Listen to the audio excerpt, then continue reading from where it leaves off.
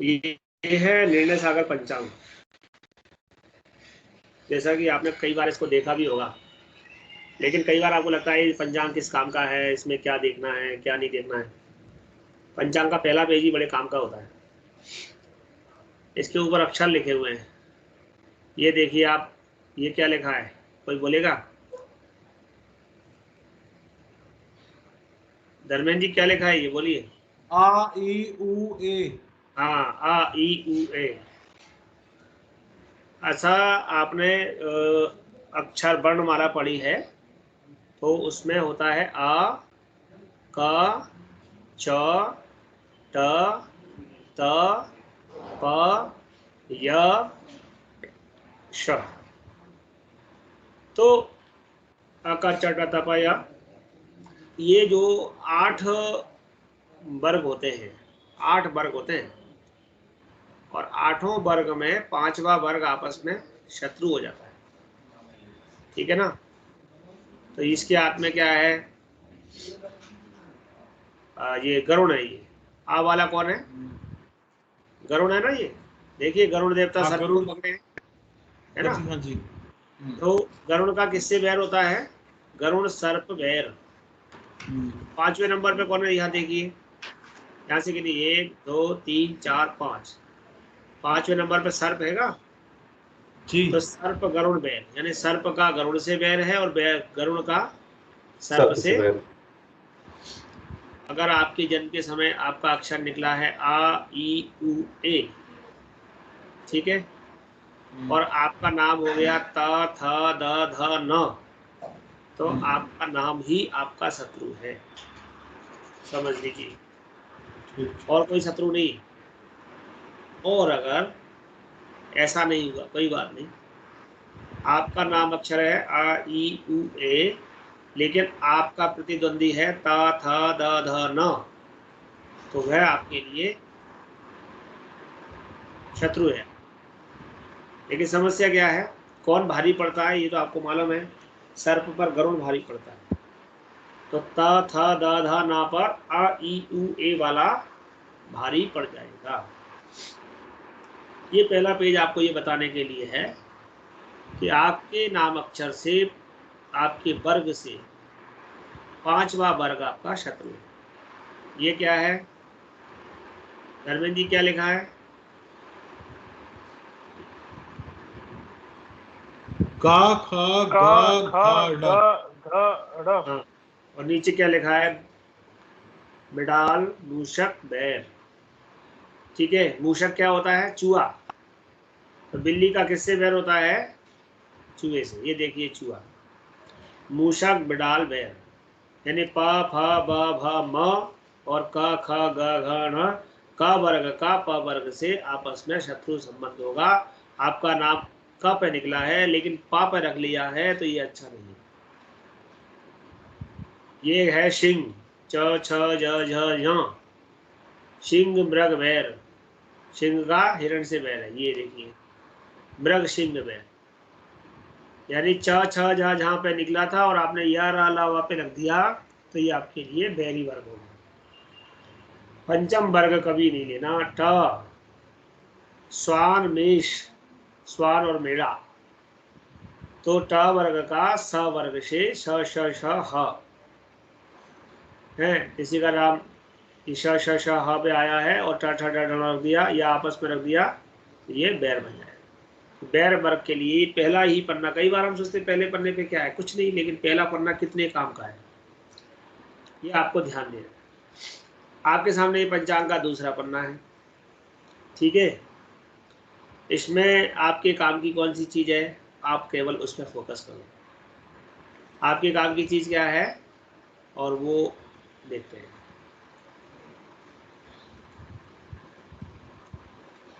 ये लिखा है पंचांग किसे कहते हैं, जो मैंने आपको पहले पेज पे पिछली बार दिया था। पंचांग किसे कहते हैं, मैंने आपको पीडीएफ दी हुई है। तो यहाँ पर लिखा है तिथि वारश्च नक्षत्रम योगः करणमेव च, एतैहि पंचविरंगैहि संयुतम पंचांगम उच्यते। ये 5 से पंचांग बनता है, तिथि वार नक्षत्र योग कर्ण। दूसरी परिभाषा और दे दी उन्होंने, तिथिर्वासर नक्षत्रे योगः करणमेव च पंचांगमाख्यातम व्रत पर्व निर्देशकम, यानी व्रत पर्व आदि के निर्देशन के लिए ये पंचांग होता है। अब इसका फर्स्ट भाग क्या है? प्रथम भाग तिथि, सूर्य चंद्रयोर या स्थिति ही सा एव तिथि। सूर्य और चंद्रमा के मध्य की जो स्थिति होती है वो एक तिथि होती है। तो क्या लिखते हैं? अमावस्या के अंत पर और सूर्य चंद्र दोनों एक समान राशि अंश पर रहते हैं, अर्थात दोनों 0 पर रहेंगे, 360 पर रहेंगे, और इसके बाद वो 12-12 अंश के आधार पर आगे जाएंगे, 12 अंश का अंतर होता जाएगा, तो 12 अंश की एक तिथि हो जाएगी। कालांश अंतरांश को प्रतिपदा 12 से 24 अंश, यानी 12 अंश तक जो है प्रतिपदा, 24 पर द्वितीया, ऐसे करके 12-12 अंश बढ़ते हुए तिथियां बनती हैं। तो ये तिथियों का बन दिया। इसके बाद क्या लिखा है आपके सामने? तिथियों के नाम लिखे हैं, ये आपको याद रखना है आगे के लिए। बार लिखे हुए हैं, बार याद रखना है। तिथि वृद्धि, तिथि क्षय, इस पर मैं पहले बता चुका हूँ। तो तिथि वृद्धि क्या होती है? जो तिथि 2 सूर्योदयों को देखती है, आज का भी सूर्योदय देखे और कल का भी देखे, वह वृद्धि होती है। 2 सूर्योदय को जो स्पर्श करे वह है वृद्धि तिथि, और जो एक भी सूर्योदय नहीं देखे वह है क्षय तिथि। तो क्षय और वृद्धि का यहाँ पर ध्यान देना है। अब बात आएगी नक्षत्रों की। तो चक्र में कितने नक्षत्र होते हैं? 27, और 360 डिग्री का हमारा भचक्र होता है। कितने डिग्री का होता है? 360 डिग्री। और 360 को जब हम 27 नक्षत्रों से भाग देते हैं तो कितनी बार डिवीजन होता है इसमें? 13 अंश 20 कला, 13 डिग्री 20 अंश का जो भाग हो जाता है। तो यानी एक नक्षत्र हमारा होता है 13 अंश 20 कला का। तो देखिए ये लिखा हुआ है 13 अंश 20 कला। 13 अंश 20 कला को कहते हैं 800 कला। अब 800 कला क्यों कहते हैं? क्योंकि एक अंश में 60 कला होते हैं। तो 13 अंश 20 कला में हम 60 का गुणा करते हैं। अगर हम 60 का गुणा कर देंगे तो हमारा कितना हो जाएगा? यहाँ पर 13 गुणा 60 बराबर 780, और प्लस 20 800। हाँ, तो हो गया हमारा 800। तो ये टोटल हमारा हो गया 800, यानी कि 800 मिनट की गति एक नक्षत्र 800 मिनट का होता है, 800 कला का होता है शरीर। और इसका क्षेत्र कहाँ से चालू होता है? अश्विनी आदि रेवती पर्यंतम, यानी अश्विनी से प्रारंभ होकर रेवती तक 27 नक्षत्र होते हैं।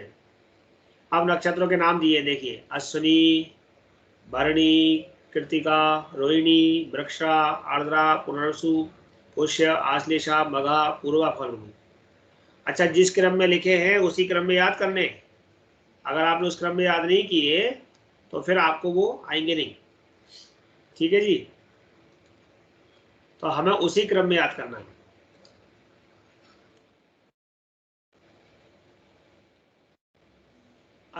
अब आगे गए हम, आगे देखेंगे कौन सा नक्षत्र है। उत्तरा, फाल्गुनी, हस्त, चित्रा, स्वाति, विशाखा, अनुराधा, ज्येष्ठा, मूल, पूर्वाषाढ़ा, उत्तराषाढ़ा, श्रवण, धनिष्ठा, शतभिषा, पूर्वा भाद्रपद, उत्तरा भाद्रपद, रेवती। कितने नक्षत्र हो गए ये? 27। लेकिन 28वां नक्षत्र भी होता है। 28वां नक्षत्र कौन सा होता है और कैसे पता चलेगा? उसके लिए हमें क्या करना है? ये देखिए, इनमें अभिजित नाम का नक्षत्र है और वो चालू होता है उत्तराषाढ़ा नक्षत्र की अंतिम 15 घटी। 15 घटी माने कितना हुआ? मैंने बताया था कि 15 घटी जो है वो घंटे मिनट की 2.5 गुना होती है ना? तो 6 मिनट, 6 डाम 15, जब 6 मिनट शेष बचते हैं, सॉरी 6 घंटे, जब 6 घंटे शेष बचते हैं, ये घटी है तो घटी के घंटे बनते हैं, डिवाइडेड बाई 2.5। क्या बताया था? यही बताया था। 15 घटी को कैसे घंटे में कन्वर्ट करेंगे आप? बताएगा कोई? इसको 2.5 से भाग दे देंगे सर। हाँ, ये तो 15 दिन 30 हो गया, 5 30 तो 6 घंटे आ गया, 6 आवर। यानी कि जब उत्तराषाढ़ा नक्षत्र के 6 घंटे रह जाते हैं तब अभिजीत चालू हो जाता है, और श्रवण नक्षत्र के 4 घटी तक चलता है। यानी जैसे ही श्रवण नक्षत्र लगेगा उसकी 4 घटी तक वो रहेगा। तो ये 4 घटी बराबर कितना घंटा या मिनट होगा, इसके लिए भी आप ये करेंगे 4 × 2/5, तो हमारा हो गया ये 8 हो गया, 4 दूनी 8 और 5 का भाग दिया तो कितनी बार जाएगा, ये एक बार गया। अब वो बचे हमारे कितने बचे, तो 3 × 18 180, 180 का मतलब 90, 1.6 ओके। तो इस तरीके से हम 1 घंटा और कुछ मिनट इसमें आएगा, तो ये 2.5 घंटे का 1 घंटा हो गया, और 36 मिनट, सॉरी ओके, 1 घंटा 36 मिनट।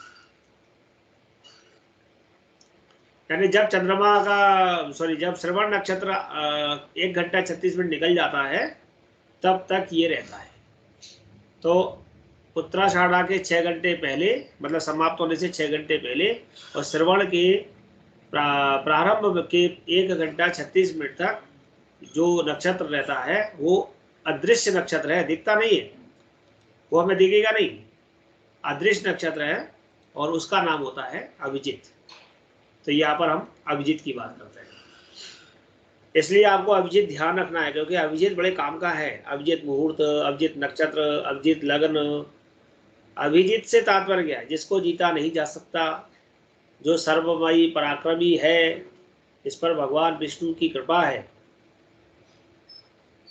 अब लाइन पढ़ेंगे आप, एक नक्षत्र में क्या होते हैं, 4, एक नक्षत्र में 4 क्या होते हैं, चरण। चरण, हाँ, यानी इसके 4 पार्ट होते हैं, 4 भाग। अब एक चरण, 4 चरण जो है होते हैं, तो एक नक्षत्र कितने डिग्री का है, 13 20 का। तो आपके 4 है तो 4 से इसमें भाग दे दो, तो आपका कितना रह गया, 3 20। यानी एक चरण का मान कितना हो गया, 3 डिग्री 20 मिनट हो गया कि नहीं। तो प्रति चरण कितने अंश कितने मिनट का हो गया, देखिए लिखा है 3 अंश 20 कला, 20 कला। हाँ, फिर लिखा है एक राशि में 9 चरण होते हैं। एक राशि में कितने होते हैं, 9। अगर एक राशि में 9 होते हैं तो नक्षत्र कितने आ गए एक राशि के अंदर, एक राशि में 9 चरण हुए तो कितने नक्षत्र आ गए, 3 2.25 3 नक्षत्र, 2 नक्षत्र और 2 पाद। आप 2.25 बोलेंगे, क्योंकि 2 पूरे आएंगे और किसी का एक पार्ट एक आएगा, एक का, हाँ, एक आएगा। तो ऐसे करके मतलब टोटल 9 चरण उसके अंदर आएंगे, इसीलिए 2.25 नक्षत्र की एक राशि होती है। क्या बोलेंगे, 2.25 नक्षत्र की एक राशि होती है, या 9 चरण की एक राशि।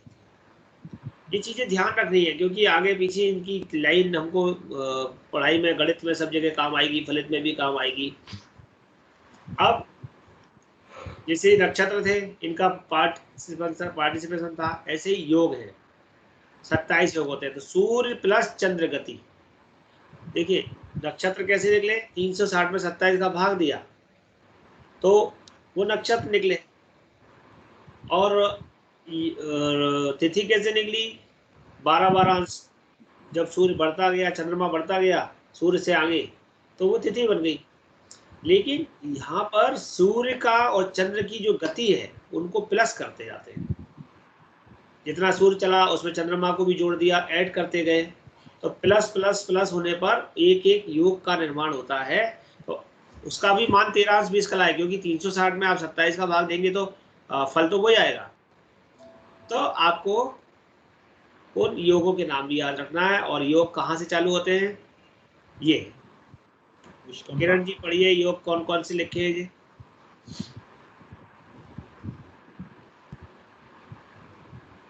किरण जी पढ़िए, दिख रहे हैं आपको? सर रंग से नहीं दिखाई दे रहा, मैं बड़ा कर रही अच्छा, हूँ। कौन पढ़ सकता है?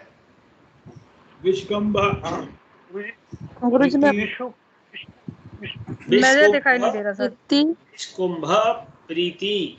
सौभाग्य, आयुष्मान आयुष्मान, सौभाग्य, शोभन, अतिगंड, सुकर्मा, धृति, शूल, गंड, वृद्धि, ध्रुव, व्याघात, हर्षण, वज्र, सिद्धि, व्यतिपात, वरियान, परिधि, शिव, सिद्ध, साध्य, शुभ, शुक्ल, ब्रह्म, इंद्र, वैधृति।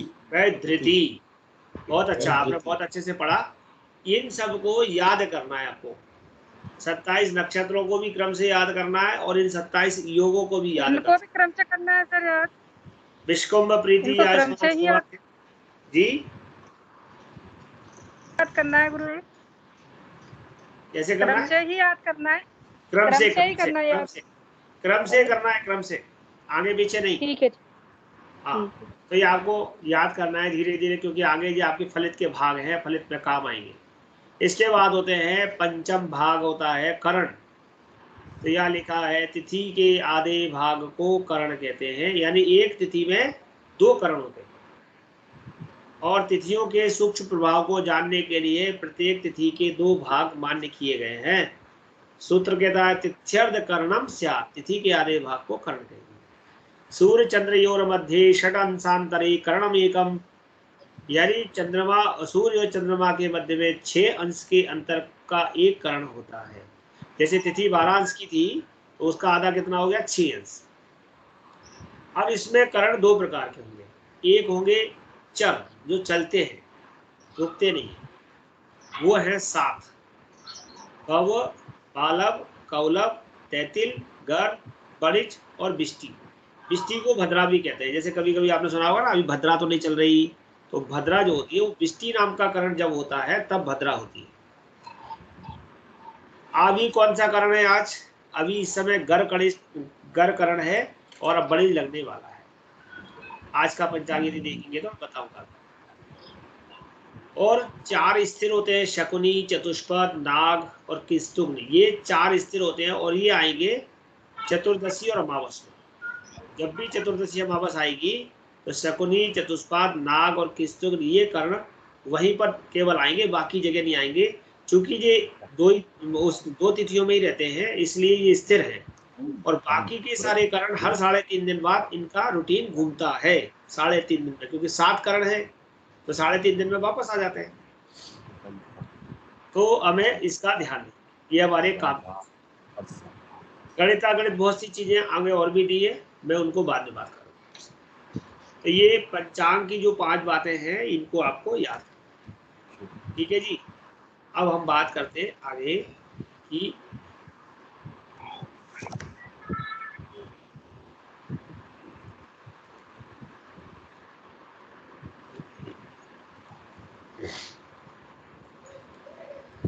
देखिए, जब ग्रह परिवर्तित होते हैं तो उसके लिए यहाँ पर लिखा रहता है अभी कौन सी संक्रांति है, कब बदली है, सूर्य किस राशि में चल रहे हैं, चंद्रमा किस राशि में चल रहे हैं, ये सब यहाँ। अभी सूर्य कौन सी राशि में है? कुंभ में। देखिए 12 फरवरी 2021 को कुंभ राशि में 21:11 पर सूर्य ने प्रवेश किया। दिखता है आप लोगों को? तो आज कौन सी तारीख है? मार्च चल रही। तो कुंभ में सूर्य कब तक रहेंगे? 14 मार्च 2021 को 18:02 यानी शाम को 6 बजे तक रहेंगे, और वो 14 मार्च को फिर मीन में चले जाएंगे। अभी मंगल ने राशि परिवर्तन किया था, कितनी तारीख को किया था? जरा मेरे ये हाथ देखिए, बताइए क्या लिखा है धर्मेंद्र जी। मंगल ने राशि परिवर्तन कब किया? 21/2 को किया था सर गुरुजी। हाँ, 21 फरवरी को रात को 22 तारीख की सुबह आ गई थी, मतलब 28 की रात, 21 की रात और 22 4:15। 28 का मतलब है 4:15, क्योंकि रात को 24 बजे का मतलब है रात को 12 बज गए। ऐसे ग्रह राशि परिवर्तन करते हैं तब कोई घटनाएं देखनी हो, कुछ गोचर देखना हो, बड़े काम की हमारी बात है, अभी बृहस्पति किस राशि में चल रहे हैं? मकर में। देखिए यहाँ पर 13 फरवरी मकर में उदय हुए और मकर में कब तक हैं? ये क्या लिखा है? 5 अप्रैल 2021। 4/4/2021। हाँ, 5/4/2021। हाँ, तो 5 अप्रैल 2021 को ये कुंभ में आएंगे, यानी 5 अप्रैल तक ये मकर में रहेंगे। तो जब तक मकर में रहेंगे तो जिनके लिए मकर के अनुसार खराब चल रहे हैं उनके खराब फल हो रहे होंगे, जिनके लिए अच्छे चल रहे हैं उनके लिए अच्छे फल हो रहे होंगे। वो हम जैसे जैसे कुंडली सीखेंगे हमें पता चलता रहेगा। तो ये पेज जो है वो हमारे इस काम का है। आगे बढ़ते हैं। ये सूर्य वगैरह राजा वगैरह दिए हैं आपको, बहुत सारी चीज़ें पंचांग में आपके काम की होती हैं, लेकिन मैं अभी इस पर बात नहीं कर रहा। मैं आपको बता रहा हूँ आज का पंचांग। तो हमारा कौन सा महीना चल रहा है अभी? मार्च। अभी फागुन फागुन फाल्गुन, बिल्कुल ठीक है, फाल्गुन। बहुत अच्छा। फाल्गुन कह सकते हैं और मार्च भी कह सकते हैं।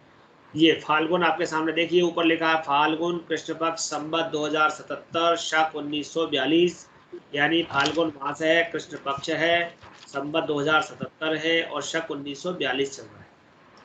दिन मान, दिन का प्रमाण कितना है ये यहाँ पर लिखा है कि दिन कितने घंटे रहेगा। स्टैंडर्ड सूर्योदय कितने बजे होगा, सूर्यास्त कितने बजे होगा, ये यहाँ लिखा है। और विविध तारीखें, यानी बंगाली तारीख, मुसलमानी तारीख, भारतीय तारीख और अंग्रेजी तारीख। ये अंग्रेजी तारीख यहाँ पर 28 फरवरी। चंद्र किस राशि में चल रहे हैं, कब कितने बजे चेंज होंगे, वो यहाँ लिखा है। सूर्य किस राशि अंश में भोगांश कर रहे हैं, वो यहाँ लिखा है। और कोई सर्वार्थ सिद्धि योग या कोई विशेष बात है वो यहाँ लिखी है। आज कितनी तारीख है? 7 तारीख। मेरा हाथ इस पे आपको दिख रहा होगा घूमता हुआ। तो 7 तारीख को सबसे पहले ये क्या लिखा है, पढ़ के बताइए, कौन सा योग है? सिद्धि।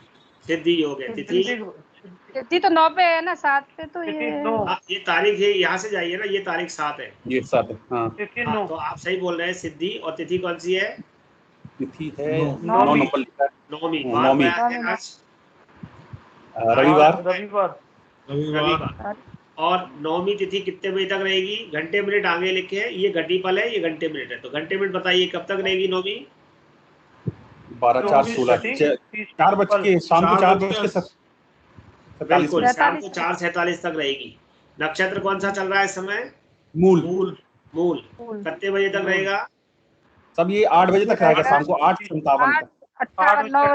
8:58 बिल्कुल। देखिए आपके सामने 2 वैल्यू आ रही हैं, एक वैल्यू घटीपल में दी है, एक घंटे मिनट में। आप घंटे मिनट की वैल्यू से जल्दी आसानी से कर पाएंगे। राइट। फिर यहाँ पर एक सी लिखा है, तो ये कौन सा योग है? सिद्धि। सिद्धि, बिल्कुल ठीक है, ये सिद्धि योग है। और करण कौन सा है? कर। बिल्कुल ठीक है। और इसके घंटे मिनट नहीं दिए हैं या घटीपल दिए हैं, तो इनको आपको अगर कैलकुलेट करना हो तो घटीपल में करना पड़ेगा।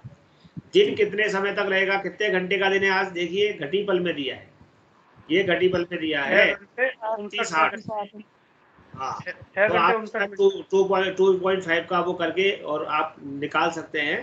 तो लगभग हमारा आज का जो दिन होगा वो पूरे 12 घंटे ना हो करके 11 घंटे और 3 मिनट ऐसे कुछ होगा। सॉरी, 11 घंटे 11 घंटे 41 मिनट का होगा। और उसके बाद सूर्योदय कितने बजे का लिखा है?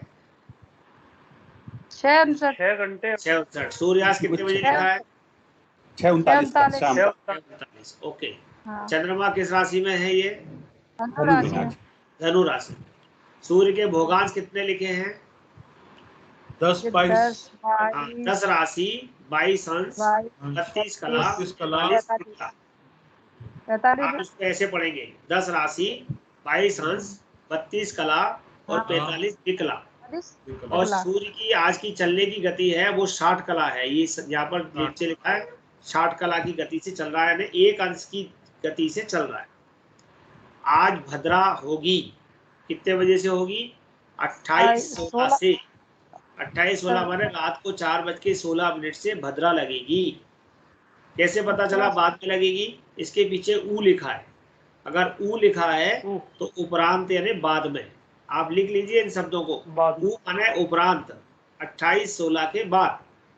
और या लिखा है तो यावत, यावत माने तब पहले तक, यावत, ये देखिए या लिखा है, ये या माने यावत, यावत माने जब तक, और कु माने उपरांत, उसके बाद।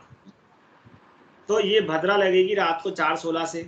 और ये सर्वा लिखा है, सर्वा का मतलब समझते हैं कोई? नहीं समझते सिद्धि योग है। नहीं। सर्वार्थ सिद्धि योग। सिद्धि योग, हाँ, सर्वार्थ सर्वार्थ सिद्धि सिद्धि योग। योग। और कितने बजे से प्रारंभ हो रहा है? 6:59 59 49 के उपरांत। से उपरांत 6:59 से प्रारंभ होगा। कब तक रहेगा? 20:58 मिनट। हाँ, 8 देखिए या लिखा है ना, यावत, यानी 6:59 से सर्वार्थ सिद्धि लगेगा और 8:58 तक रहेगा। आज किसी महापुरुष की कोई जयंती हो, तिथि हो, तो उसका नाम भी यहाँ देते हैं। तो आज किसकी नवमी है? रामदास। रामदास नवमी। समर्थ रामदास की नवमी है। कल क्या है? विश्व महिला दिवस। हाँ, इस तरीके से आप इस पंचांग को पढ़ना सीखेंगे। ये पंचांग आपके लिए बहुत जरूरी है पढ़ना सीखना।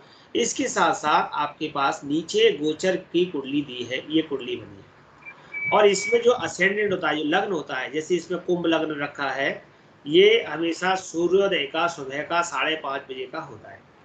तो क्योंकि देखिए यहाँ पर जो आपके सामने ये दिया है, फाल्गुन कृष्ण पक्ष अष्टमी शनिवार, यानी ये जो कुंडली बनी है ये अष्टमी शनिवार की बनी हुई है।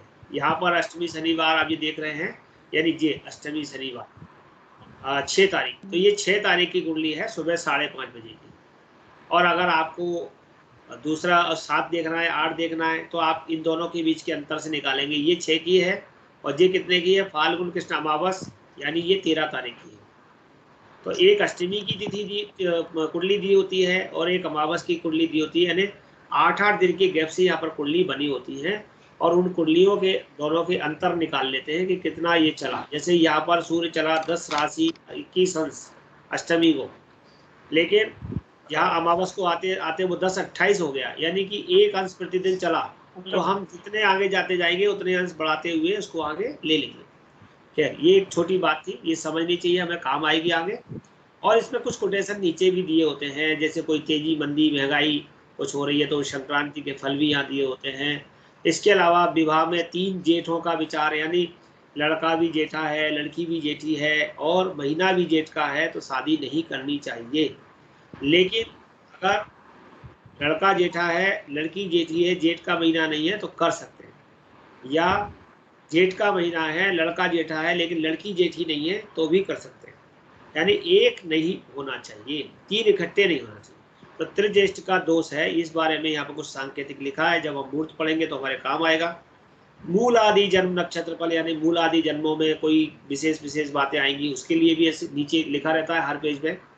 तो ये बात हुई आज के पंचांग की। ऐसे हर महीने के पंचांग आप यहाँ पर देख सकते हैं। इसके साथ साथ ये है आपके सामने अवाखोड़ा चक्र, जो मैंने सबसे पहले आपको उसमें पढ़ाया था।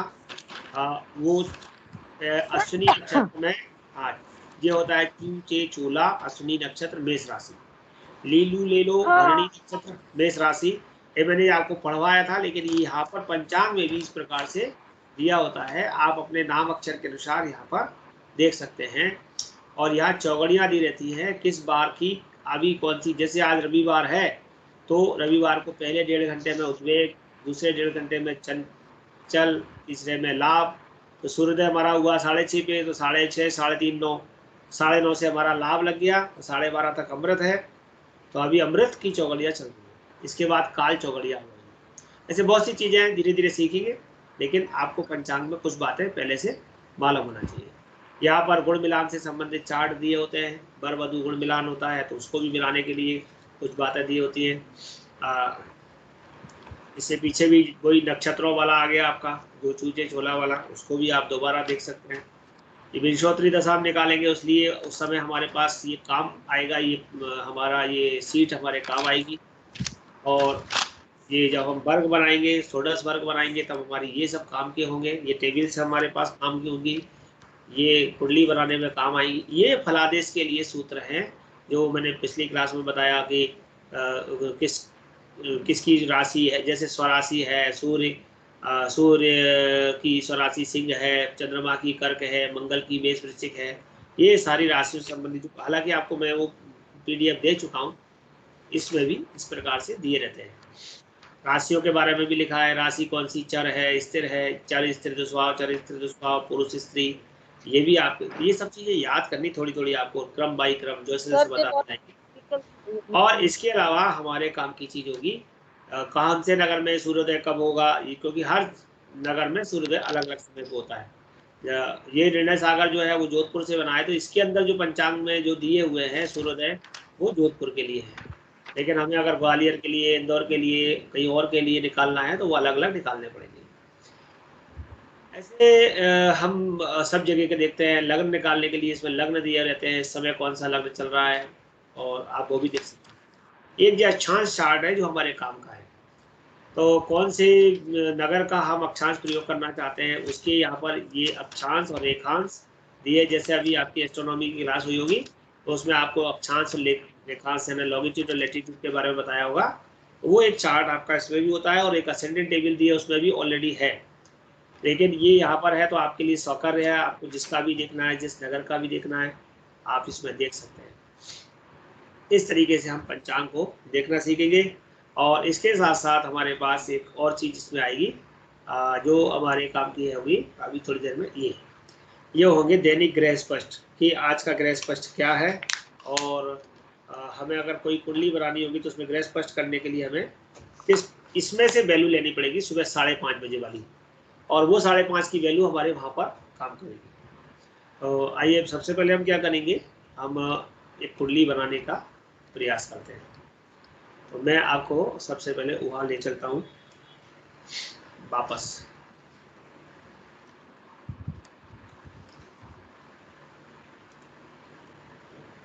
दूसरी मैं फाइल शेयर करूँगा आपके साथ।